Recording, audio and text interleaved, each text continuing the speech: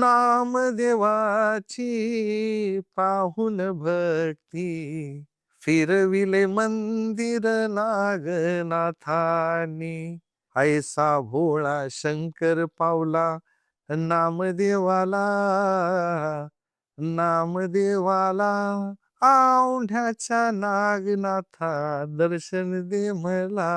ही संत साहित्यामध्ये संत शिरोमणी नामदेव महाराज, हो. हे नामदेव महाराज मूळचे आमच्या मराठवाड्यातलेच आणि नरसीचे. त्या नामदेव महाराजांजवळ तर नामदेव महाराजांचे जे गुरु होते ते विसोबा खेचर, ते महादेवाचे फार मोठे भक्त होते. आणि नामदेव महाराज त्या औंढा नागनाथाच्या मंदिरासमोर कीर्तन करत उभे राहिले.